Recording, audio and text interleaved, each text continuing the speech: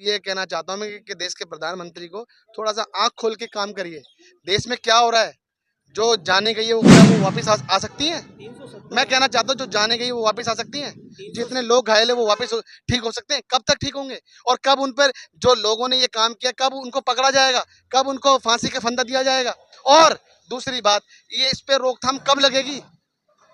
मैं कहना चाहता ध्यान हूँ दे करके और शासन में आते हैं और उसका प्रमाण एक नहीं अनेकों हैं। ये सीधा साधा कि ये जैसे पद में बैठे सबसे पहले ये तैयारी करके और बलिदान करवाया, वो भी चंडी के मठ में। कहना चाहता हूँ कि ये जो कल का जो हमला हुआ है ये राजनीतिक से परे हटाकर मैं एक बात कहना चाहता हूँ कि पहले दिन देश के प्रधानमंत्री शपथ ले रहे हैं और इतनी बड़ी वारदात हो जाती है। कहाँ चूक हो जाती है? कहाँ इनकी जांच एजेंसियाँ? अब मैं अजीत डोभाल जी कहाँ हैं? क्या होगा अगर पहले दिन सरकार बनने के बाद जब आप शपथ ले रहे हो और ऐसा काम हो जाता है? तो आप बताइए किस क्या है इस देश में?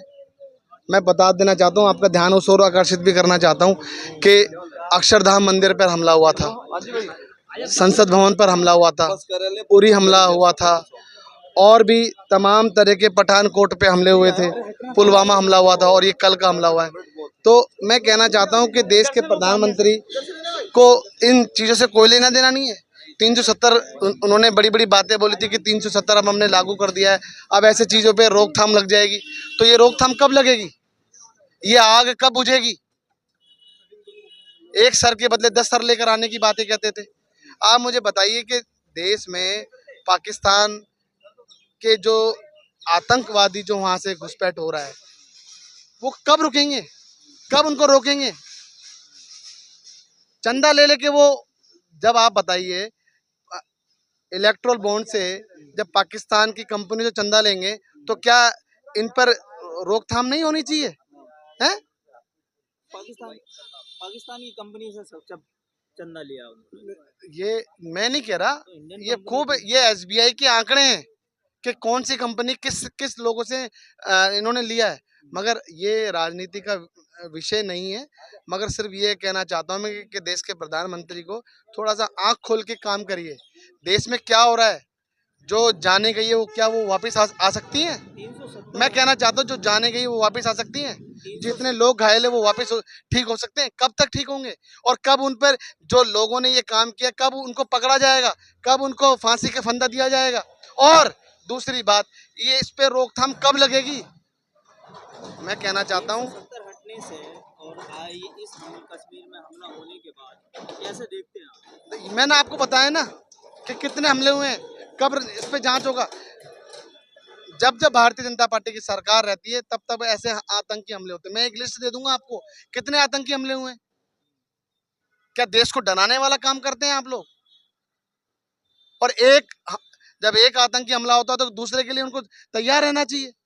अब आप ये बताइए 2001 से कितने हमले हो चुके हैं और सारे हमले भारतीय जनता पार्टी की सरकार के समय ही होते हैं। तो मैं सिर्फ ये कहना चाहता हूँ कि देश के प्रधानमंत्री को सोचना चाहिए और इन पे जो पाकिस्तान से जो लोग आ रहे हैं वो जो आतंकी आ रहे हैं उनको कब पकड़ा जाएगा? और कब ऐसी ये जो हर जगह ऐसे आतंकी हमले होना, ऐसे आग जलना, ये कब इस पे रोकथाम लगाएंगे? कौन सा एक्शन बड़ा लिया है? आप मुझे बताइए कि पुलवामा हमले पे तो ये वोट मांगते हैं, तो कौन सा एक्शन लेते हैं ये लोग? आप बताइए। देखिए ये अगर मीडिया, हालांकि बोलना तो नहीं चाहिए, मैं फिर भी मैं बोलूँगा, अगर मीडिया इस देश में जो परेशानियां अगर दिखाती, सरकार से सवाल करती, तो आज भारतीय जनता पार्टी की 240 जो सीटें आई हैं वो भी नहीं आती। सबसे बड़ा रोल तो मीडिया ने किया है। आप बताइए, महंगाई नहीं दिखाई है, बेरोजगारी नहीं दिखाई इन्होंने। आज बताइए डॉलर की कीमत कहाँ से कहाँ पहुँच गई। इन पर आप बताइए सरकार से सवाल पूछे इस मीडिया ने? नहीं, उनकी जेबें भर दी जाती हैं। तो मैं कहना चाहता हूँ पुलवामा का हमला इलेक्शन से ठीक पहले होता है और ये शपथ के बाद मतलब शपथ वाले दिन होता है ये हमला, तो कैसे देखिए कल की जो कल मैं बता देना चाहता हूँ, एक तो ध्यान से भटकाने वाला जो काम करते हैं। ऐसे ही मैं नीट एग्जाम के बारे में बात करूँ तो ऐसे तमाम चीजें हैं, मगर मैं अभी बोल नहीं सकता क्योंकि अभी अभी ये जो आतंकी हमला हुआ है उस पे मैं मतलब बहुत बड़ी मैं निंदा वाली बात है कि देश के प्रधानमंत्री को पहले दिन में ऐसा काम होने का मतलब है कि आपकी जांच एजेंसियां सिर्फ और सिर्फ कांग्रेस पार्टी पर ही ध्यान देती है और बाकी जो देश में जो जगह जगह घुसपैठ आ रहे हैं, ये आतंकी हमले हो रहे हैं, आतंकवादी कैसे आ रहे हैं, इन पे कोई जांच नहीं होगी। अजीत डोभाल जी की कोई जिम्मेदारी नहीं है, नरेंद्र मोदी जी की कोई जिम्मेदारी नहीं है।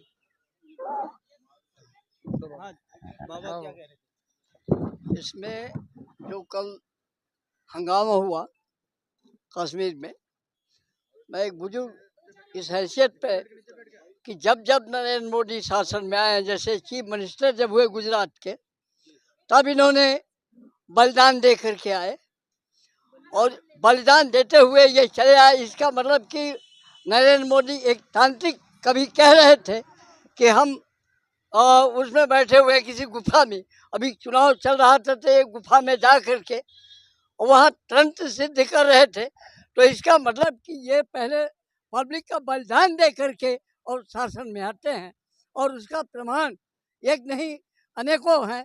ये सीधा साधा कि ये जैसे पद में बैठे सबसे पहले ये तैयारी करके और बलिदान करवाया, वो भी चंडी के मठ में, यानी कश्मीर में जा करके इन्होंने बलिदान करवाया।